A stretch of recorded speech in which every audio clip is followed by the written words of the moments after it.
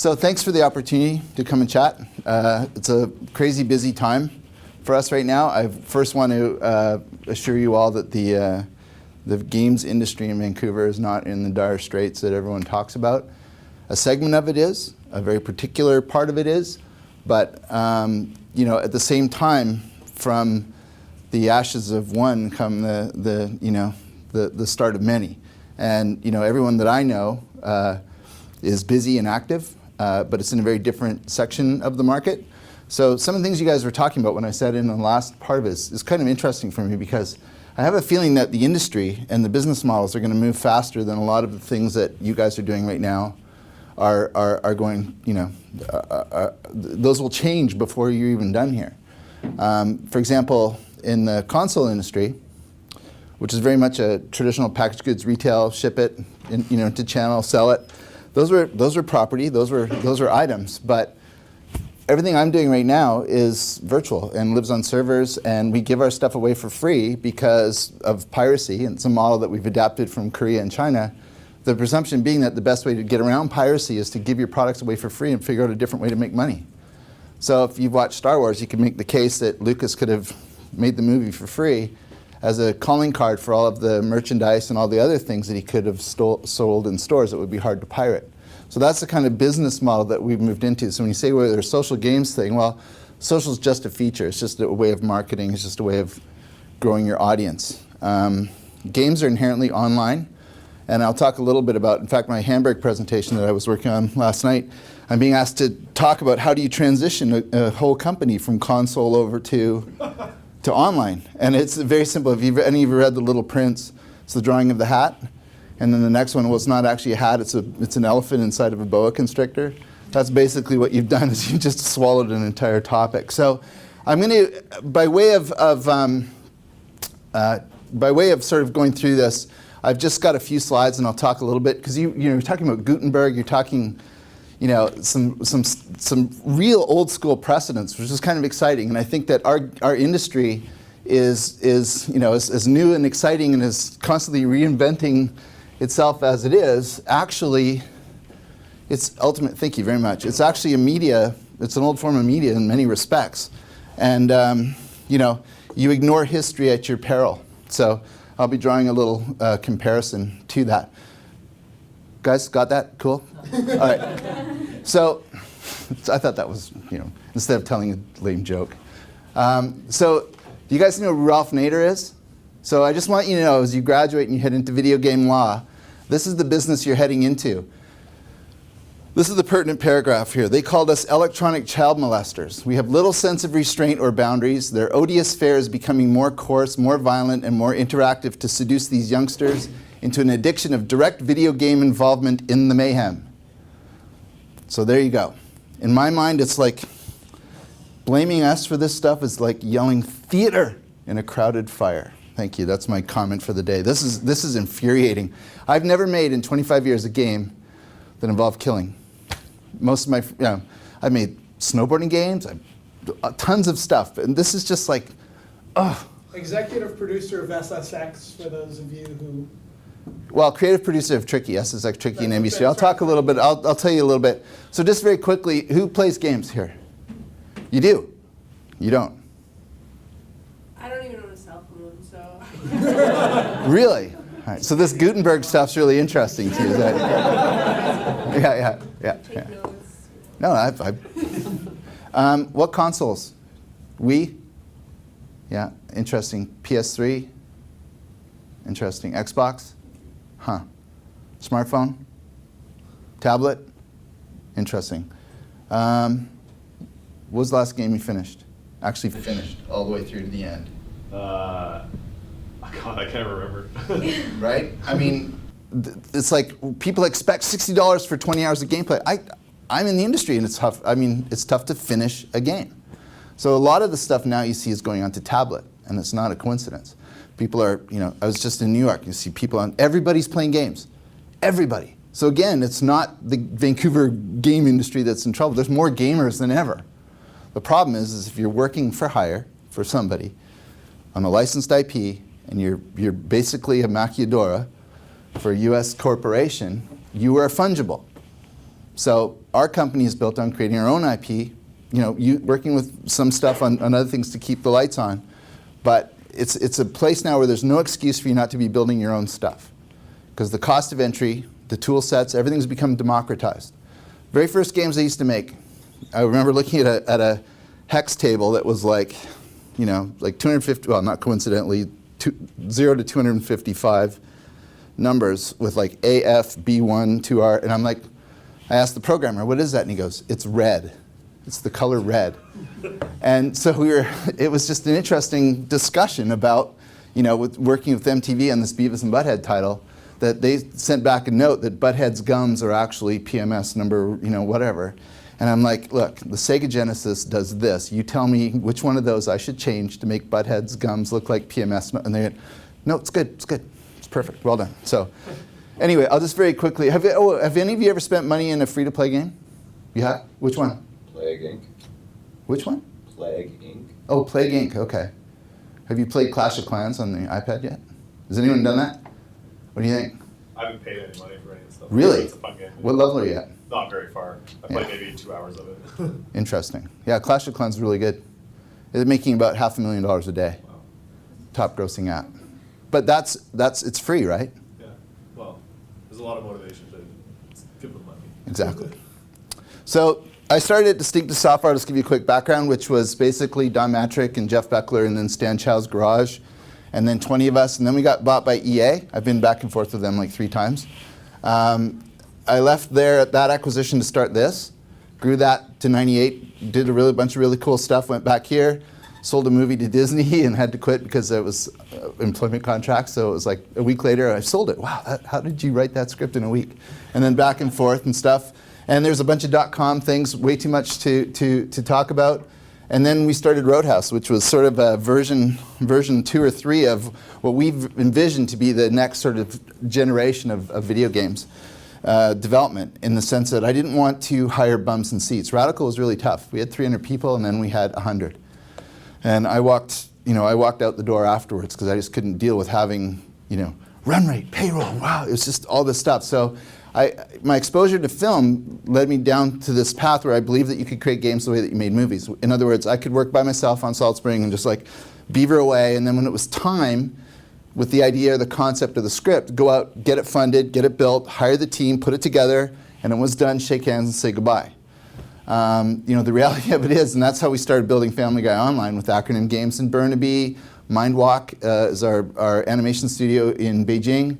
Back and forth, but ultimately we ended up absorbing Acronym and having to find space, and lo and behold, we're a 60-person video game or game developer in Vancouver. So that happened very quickly. And so from December 2009 to me and 2 other guys to today, we're 60 people. And we've got a crap ton of projects going right now. So it's kind of an interesting time. Crap ton, is that okay to say?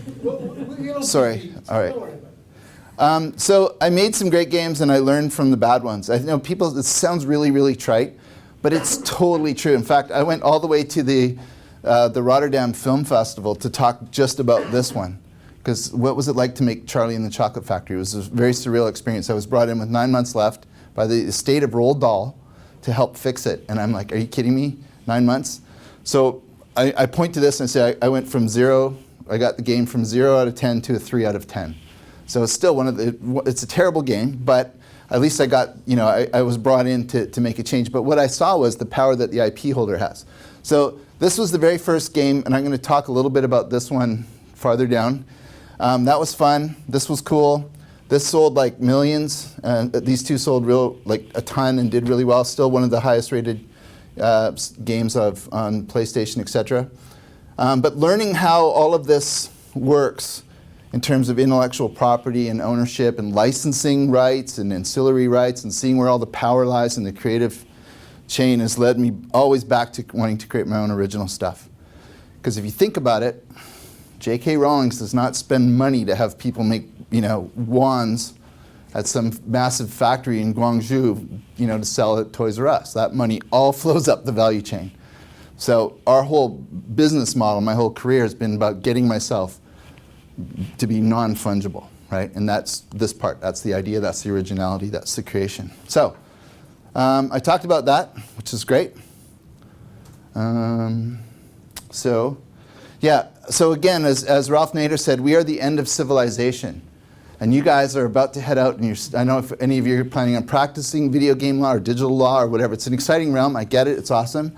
But you should know that this picture was the end of painting. Okay? That was the end of painting as we know it, that photograph right there. People still paint. It's okay, right? Then, of course, there was this. That was the end of civilization.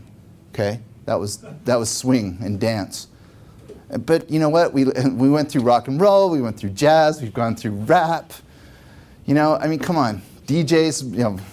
So I'm just trying to assure you that you're heading into a valid thing and it's not the end of the world. Although Justin Bieber does pose a threat to that. He does. He does. He does. Friends don't let friends and all that. So, so this here was, I want to show you something. Does anyone recognize the Edisto Steps, the sequence from Sergei Eisenstein's film? Yeah. So here, I want to show you this because it's important. What year are we? Do they call you the wiki or what? What's it? I think it was about 21. Yeah. So this is you can make a case. This was the first time that cinema became an art form. You could make that case. And so what I'm saying to you is that prior to this time with the Lumiere brothers and with Edison and with Griffiths and people, they were actually, their idea for moving pictures was to film a play. So they would go in, they would set up a single camera, and they would record some sort of event in essentially what constitutes linear time. Or they would show, I've got an example slide, I'm jumping ahead here, but this idea of a train coming out of the into this train station, which was the famous Lumiere film. And everyone jumping up and like, oh my God, the train's going to come right out of the screen and kill us. Because it was technology, right? It was all about watching the technology. But what's different here about this is that Eisenstein went and filmed a whole bunch of stuff at different times with the idea that in his head, he was going to physically go in and cut up his film with scissors and glue it back together. Right? Simple idea, right? But are you kidding me? That was the birth of cinema. Or rather, that was the birth of moving pictures as an art form. And people were horrified by this. People were screaming in anguish because the conflict, the temporal dissonance, everything that he put into this, it was just, this is the famous.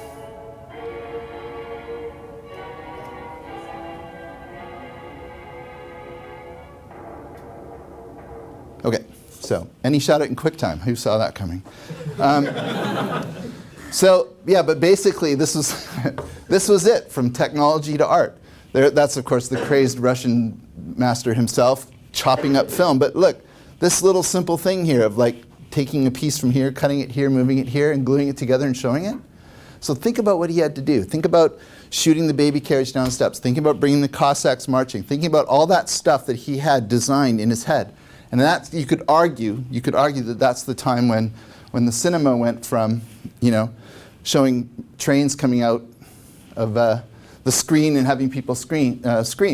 So we're kind of at that stage right now. This is a video game train from some train simulator that I found.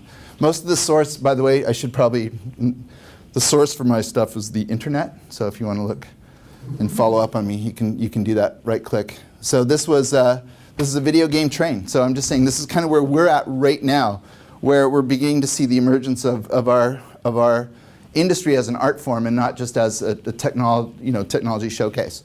So it's like, how many times have you looked at a game and said, I'm going to buy this game because it has 200 weapons, 500 levels, it has 60 enemy characters, it has 3,000 lines of dialogue. That's kind of how stuff gets marketed, right? How many frames per second does your game run?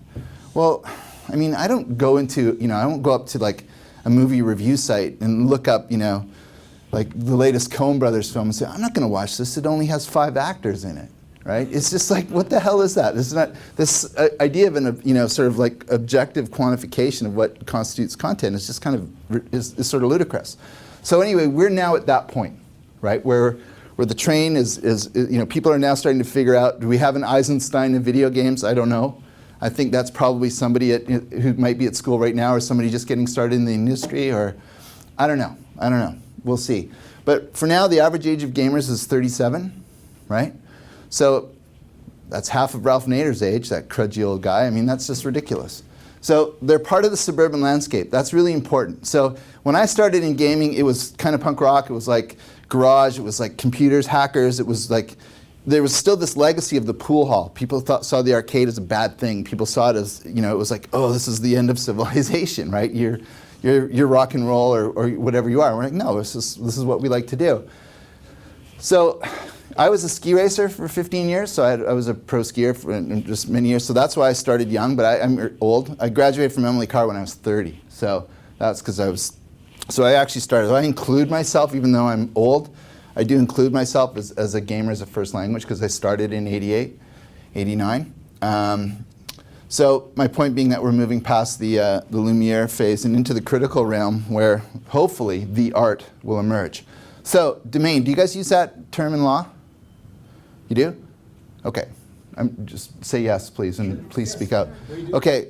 This is a dialogue, not a lecture. I can't stand it. So if we can agree that a domain is the realm of something, so sports, music, cinema, food, games. So literacy is the ability to read or write about something, to be a producer and a consumer of text. And I think this is really different because before you had your producers and your consumers, and I think we're seeing now people are their own channel, they're their own brand, they're their own content, and that's where we're getting into a lot of these conflicts in terms of creation and modding and whatnot. So that's the two definitions, domain and literacy. So literacy has traditionally been perceived as the ability to read and write text and print. There are other forms of literacy if the perception of text are expanded into other domains. So meaning like, for example, modding, creating, Photoshop, anything that you're doing. So you have to be, you guys are literate in the domain of law.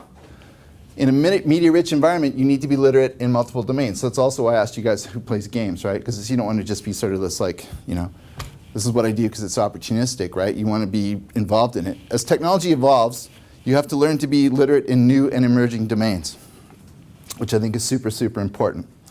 So semiotic being the signs and symbols of things that take on meaning, domains being the realm of something. Video games are a semiotic domain in which people you're either literate or you're not. So if you're not a gamer, if you don't know what AOE means, anyone? Area of effect, right? DPS? Okay. Do you know what Unity is? What? Do you know what Unity is? Development platform. Yeah, Steam, right? So you just have this immersive awareness. You are functionally literate in the domain of games. Well, that wasn't always the case. And in fact, hey, there we go. I want to talk to you about the first game I put up on my slide very, very quickly because this is, domains are important. This was what I thought was going to be the first. This was like, I'm gonna be rich.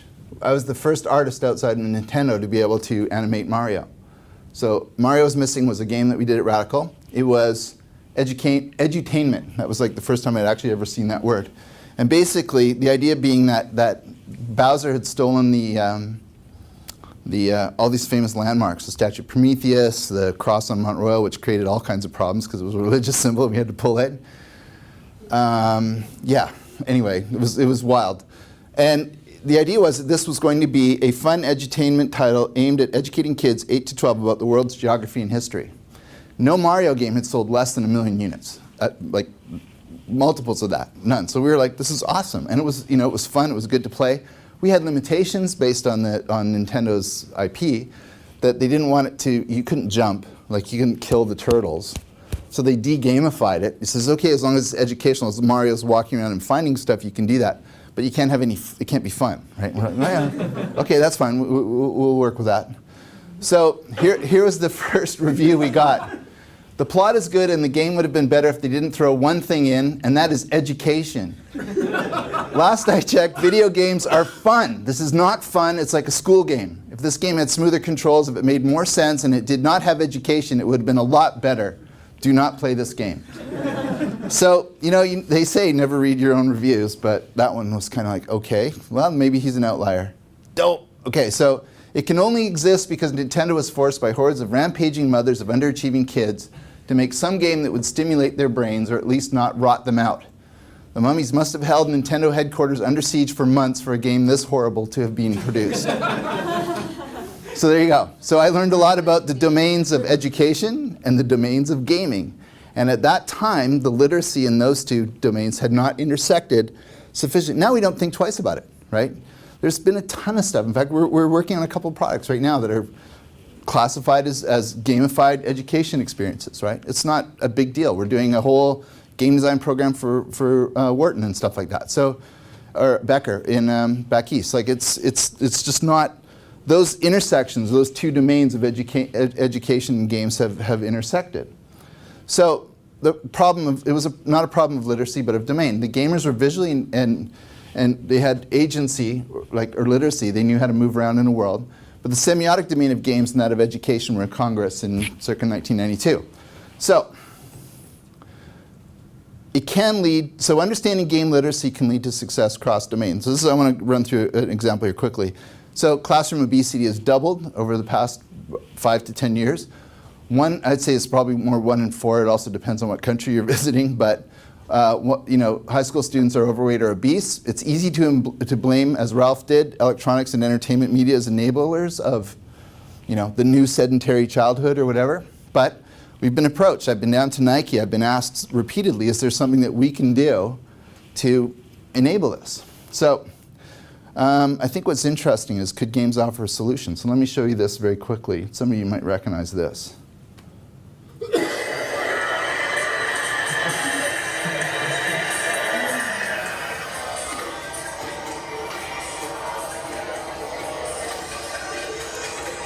You guys should go on a field trip to the Aberdeen Mall or the Johan Center. Seriously, it's amazing.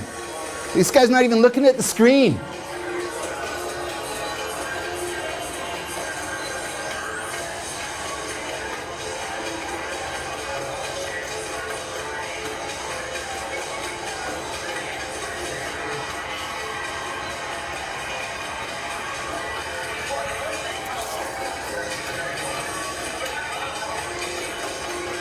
Anyway, my point would be, seen enough of that. My point would be that there's a case to be made there. It's sweat pouring off of these kids, right? That was an entertainment experience, but they were working hard. They were working hard. But if I'd actually gone and said, get on a fitness machine that has a game, maybe they wouldn't have tried it, right? So, not just me, but a guy in LA County, sort of South LA, between LA and San Diego, had a problem with attendance in his phys ed class. So he'd had the same sort of, epiphany in going to the mall and seeing jocks, this alienation thing with jocks and geeks and, goths, nerds, punks, etc., and how people are being pressured to not attend PE and drop out, which I think is really sad. So alienation and performance anxiety lead to decreased participation in physical activity and withdrawal. So this guy went in and brought in a bunch of DDR machines to his class and offered kids, like traditionally non-athletic kids, the chance to get PE credit for playing DDR in the weight room, right? So the outcomes: weight loss, increased attendance, interest in physical activity, and positive feedback from health benefits from teens otherwise marginalized from PE. It was working. The use of video games in PE is a departure from traditional classes, which largely had students teaming up and playing competitive sports. That method of teaching catered to students who naturally gravitate to sports, so we're moving toward really trying to catch those kids who are non-traditional athletes. Well, guess what the outcome? Look at this. There's a girl right there. She's heavyset, has a French horn, right, and a bow tie. I mean, that's just like, she's going to get teased. She lost 85 or 95 pounds playing DDR, right? 1 hour of DDR burns 100 calories more than jogging. So what do you think? So how do you think the authorities? How do you think the man reacted to that? Right? Superintendent Don Gates halted registration for the course, calling it an idea whose time will never come. Well, that's the end of that. That's kind of sad, right? So, but we are seeing this. So this is where it is now. This is not uncommon for you guys to see. This is a PE class. Have you guys seen that Beyonce video where she drops in on that school and they're all dancing? Oh, you should see it. Beyonce just drops in on this inner city school and they're all just like, bam, bam, it's amazing. And there's sweat pouring off them. Now, I'm not saying every school should have Beyonce come by and make their PE class work really well, but this is now where we're at, sorry. So my argument here is that the domains of electronics and fitness, education, right? These domains have now matured, or rather the literacy level in each of these domains is now at a point where they can intersect and we can talk. So guess what? Over the past few years, one of the top 3 requested gifts from seniors has been the Wii, right? I mean, that's insane, right? You know, that's a huge, and there have been fights in houses over control of the Wii Remote. So that was how, you asked me how my family was. That's my definition of middle age, is that I would talk to my kid and my parents in the same tone of voice. So put the Wii Remote down. Put the Wii Remote down. You know, it's like, okay, it's kind of weird. So anyway, this brings us to here, which is you guys win. You are now at the intersection of the domain of law and the domain of games. How many of you have now played Ace Attorney: Justice for All by Capcom? Anyone? You have? Awesome. Yeah. That's how we in the industry see you. So that intersection, that domain has now intersected. So let's jump on to this discussion a little bit. Any questions or comments so far? I just wanted to, rather than introduce and talk about all the stuff, I just thought I'd just sort of put out a little thought-provoking thing and try and engage. Yes? I'm just wondering, because some of what you've said has been, at least I interpret it as being coming from an angle of saying that the licensing and the IP was stopping you from making what you wanted to make and what people would have enjoyed more. But I also noticed that you shifted your own business model to becoming that person at the top of the chain. I'm just wondering, That's a good point. You know, what you see. Are you happy to be in that position and have Yes. that? Or, yeah. Yes. Family Guy is an interesting case because that was an example of, and there's a couple of unprecedented things about that. First of all, using the Unity tool set, I was able to put together on spec with a group of developers that I'd previously worked with a demo in about 7 days. And I anticipated their concerns based on my experiences working with MTV and all these big studios that these guys, these studio execs, are going to look at that and go, okay, it's a 2D product. What's it going to look like in 3D? So I embedded the Unity demo in my PowerPoint, and the lead slide was the Griffin, the ubiquitous picture of the Griffin house in the opening scene. And they're sitting there and they're, yeah, okay, yeah. Oh, yeah. I go, so the first, what's it going to look like in 3D? And I'm like, I'll show you. Click, rotate. And I went, oh, well, that answers that question. So what I did was I got them to buy into the nominal idea that equity in the property, in the IP of Family Guy, which is a $1 to $2 billion franchise for Fox, like The Simpsons. These are big business units. That the long-term equity of that was predicated on them putting their own skin in the game, rather than having me come and say, may I please license the rights to make a video game based on Family Guy.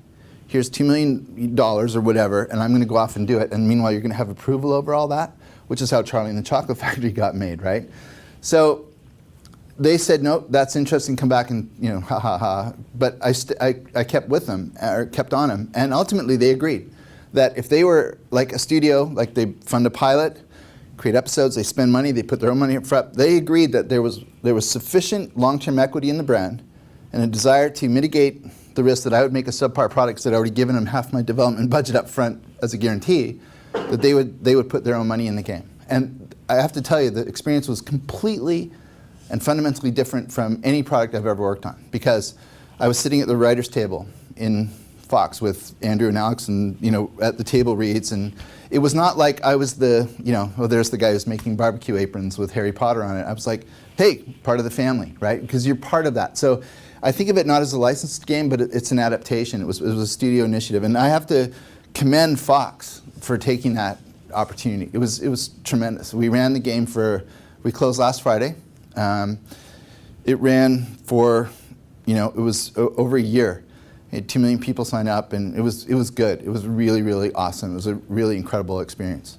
And not to editorialize too much, but do take from this the personal nature of creativity and the notion of skin in the game as opposed to the licensing model, just from a pure legal perspective. I don't want to slow you down. No, but John, that's the point I'm trying to make, is that really, if you talk about what is the value in the property, if you want to use that word, that once I built the business case for it, Fox understood that, well, I guess what you don't want to do is have a Batman, which we all saw get exploited by game companies throughout the 90s, to the point where they had to actually put that property make it fallow for a decade before they would resurrect it, right? It just got sequeled, it got cheapened, it was a subpar experience, right? So at this point, our value proposition was, well, it's a hardcore, it's an MMO, MMLOL we called it.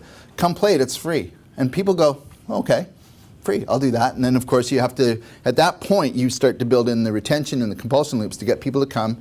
And at some point, oh, I'm grinding away, I want to go a little bit faster, I'll buy an XP boost. And once you get that first dollar in and they grind up, and then this is time, skill, and money is sort of the three things that you work on. So I hope that answers your question.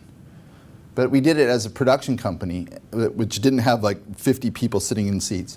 We had a compelling demo, which we built using their property, and we showed it to them. There's no concerns there.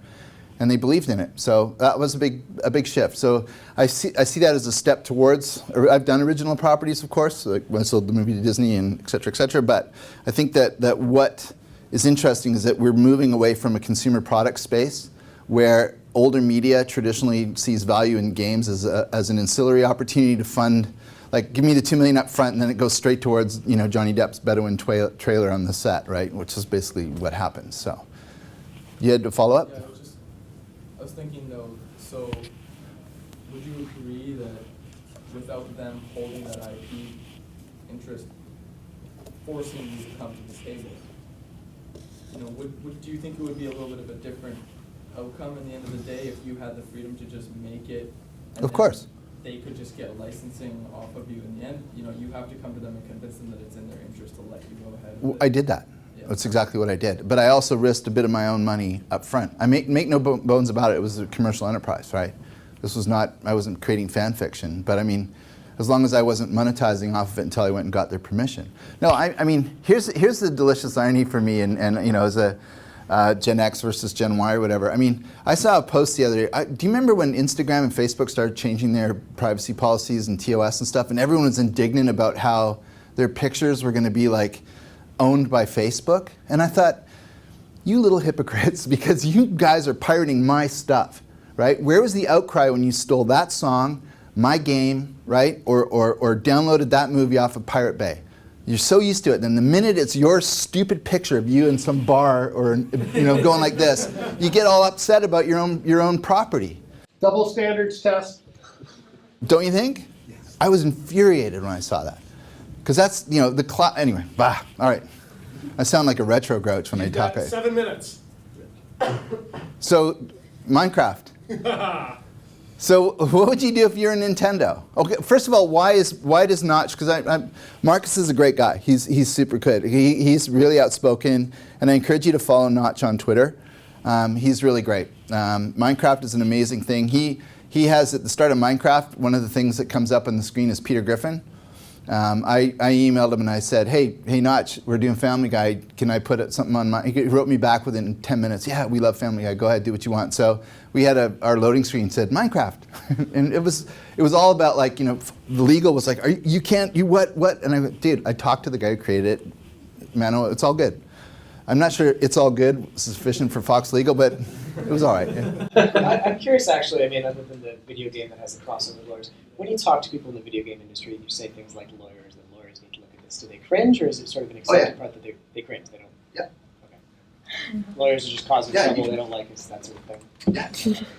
No, absolutely. I'm chief creative officer, and I understand that I'm, I've created this opportunity, and I'm a rising tide that's hopefully lifting up, all boats or whatever. But I spend far too much of my time dealing with this stuff, and blunt answer, it impedes my creative process, absolutely. And so again, I'm the kind of person who's just going to go out and figure out a way, like we did with our business model. I will figure out ways to get stuff done and have those problems solved later. And as I said at the top, I think we're just going to move a little bit faster. And that seems to be the best way for us to survive. Common approach, outrun the lawyers. Yeah. Outrun the law. That's what this industry has been doing since 1980. Yeah. But not in a, don't demonize or criminalize it. It's just, it's if impatience is a crime, then yes, I plead guilty. Creativity is a crime. Yes. So I would, So this is the reason I put this slide up, and I appreciate I'm running out of time here, is to provoke a couple questions. One is, I think that social marketing, to talk, just the notion of virality, I think that big corporations, especially in the digital sector, are beginning to get it. Like, so Notch's second game after Minecraft was called The Scrolls or The Elders or something like that, and there was a game called Elder Scrolls. So he was like being sued by Square or Bethesda. Thank you. So have you talked about this already, or am I ruining lecture 12 or something? Okay. No. So what happened was they said, and everyone's like, why are you going after Notch, for God's sakes? This is stupid. So he won the battle. But this is how he got around the law. He challenged Bethesda's team to a Quake deathmatch. And he said, the winner of that deathmatch, if you guys win, I will change the name of my game and pull it down and do everything. But if my guys win, we're going with the Scrolls or the Elders. And I thought that's exactly right, because he used his kung fu against the lawyer's weak sauce and came out winning. So I like that. Are we talking like physical death? Or are we talking like some sort of technology challenge that they were going against each other? Quake deathmatch. You never played Quake? I'm sorry. Wow. So that domain of Quake and the law have not intersected for you at this point. That is my point. So you need to, yeah. Basically, it was they were going to go into it's the new company Heroes, or Call of Duty. It was a shooter. This is an interesting one too. I mean, it's in terms of like, oh, hang on, I'm going the wrong way. I'll be very quick here. This is amazing. I'm trying to turn the volume up. Here we go. Sorry. Play.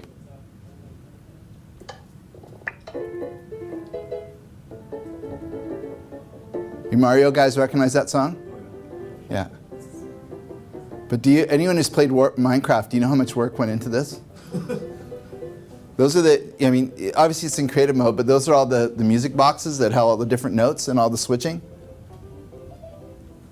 So someone has sat down and spent weeks and months having Koji Kondo's, like, Mario's theme from the SNES version, which is recurred over and over, and play all the way through this.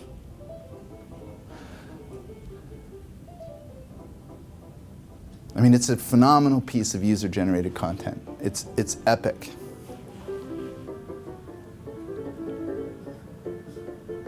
People now they don't think twice about. There you go. So you're a lawyer at Nintendo. What would you do? Would you ask that be taken down off of YouTube? Free marketing. Yeah. So that's an interesting. So what is free marketing, right? What is it about? So this is a situation where you lose control of your brand, right? I mean, I think you have to allow some genies out of the bottle, but I'm not sure. Look at GM. Did you see their user-generated ad campaign for their SUV? So make a Chevy Suburban commercial, and then all of a sudden people were dropping in like bloodied seals on the ice flow, and like, I'm changing the climate. Ask me how. And they're like, oh crap. So I mean, once he right, which were awesome. They were great videos, right? But but that's what happens, right? So where do you draw the line? There's issues of editorializing stuff, or it comes back to where you guys started, which was censorship. And I'm not sure. So I don't know if you can be sort of UGC friendly. I think you have to kind of let her go. And I happen to know, I can't actually talk about who's actually doing this. We are, and other companies and other tools and engines are now just going mod native. Like they're just building the capacity to mod the crap out of stuff as a native app. And frankly, some of the best games I've ever played have shipped with the level editor or the scenario editor with it. And that's not a coincidence. From a development standpoint, the reason that works is because if you've got a consumer or an authoring tool that's friendly enough and capable enough to be consumer facing, your own development team's going to have a blast building the stuff anyway, right? So I see that as upside. Sorry, now there was a couple things. You had your hand up in the back? We got to wrap up. So Okay, all right, let me just show you very quickly then. In terms of, you talked about parity. So this is where I ran into trouble. So this was some turnarounds that we did. So this slide has to come out. But that was from the Tom Brokaw from Family Guy, the roving gang of Tom Brokaws. Have you seen that? So we wanted to build a scenario in the game where you had like there was like a quest. You go into a dungeon instance, and you could have your roving gang of Tom Brokaws in there to help sort of defeat. Well, that was not allowed, and yet this was straight from the show canon, right? Which those of you have seen, I had to record this off. Leave this lot, losers, unless you want a licking, and we'd love to deliver that licking. Right, fellas? Yeah, I love it a lot. I love to lick a lemon. Pop in Lillehammer. So why this was okay on the show was, I mean, there's all kinds of sort of backdoor deals in Hollywood. Yeah, you can make fun of Matt Damon. It's all good. We get it. But the idea here was that there was sufficient First Amendment protection because his alliteration and his speech tone was being made fun of. So that was totally fine within the realm of parody and just breezes through and can be shown on Family Guy, no problem. The minute we recontextualize that and create Tom Brokaw as part of a mechanism to help you succeed through our online game, nope. That is not protected under free speech. Well, now, that's what the lawyers tell you. That's what the lawyers said. But now, the minute we started parodying games, and like the last virtual goods package that we released for Family Guy was an orcish costume, and of course people were like, yeah, I'm buying that, right? It was amazing. Right? But that was no problem. Even though everyone knew it was like, Warcraft-looking outfits, it was totally protected because we were making fun of other games. Right? It was very, very, very nuanced, and it was a very instructional time for me. And we had the same problem with this gentleman. So we wanted to make and we had to take this out. We actually built this. We actually spent months building, we built the models, we built everything. Because there's a scene where, I don't know if you've seen this, but these are supposed to play automatically. Look what the Lynches gave us. A needlepoint of Chuck Norris from Walker, Texas Ranger. You know, they say Chuck Norris is so tough, there's no chin under his beard. There is only another fist. That's ridiculous. Chuck Norris. Hello, There you go. So that brings me to the end. But that was a case where, that show, no problem, they get it. But we couldn't have Chuck Norris as a power-up in the game, because that's not fair use of his personality, his representation, all that stuff. And there's a whole list of assets that we've gone through. Like, you couldn't put a Canuck jersey in the virtual store, right? You could not. I would have let you. Well, yeah, but I'm just saying there was some real issues about that. So where we ran into trouble again was, not trouble in the sense, it was just part of the ongoing dialogue, was that as long as we were, we could be, the First Amendment, and the Supreme Court of the U.S. has extended that protection to games in a big way, which was never protected speech before, or as protected. It's been expanded and ongoing. But where it gets in is the notion of parody and the notion of recontextualizing stuff from one media to the other. So we had to focus on, so we had a chance to go back and rewrite that and resubmit it. But we looked at, and again, this is where the creative process and the law sort of butt heads. I go, you know what, my sense is I self-censored, it's not going to be worth it. But if we were to go in and reposition the roving gang of Tom Brokaws in a uniquely, in a unique sense, or purpose-built parody for the game, that could have worked. But ultimately we just ran out of runway, and it was just too hard to sort of navigate through that stuff. Does that make sense? That is awesome. Really want to thank you because the creators. I'm sorry there was no time. The creator non-lawyer's viewpoint on constraints on creativity is something that we really appreciate, something we really need, and really contextualizes everything else we do in the class. So thank you very much, Ian. Of course, I'm happy. Thank you.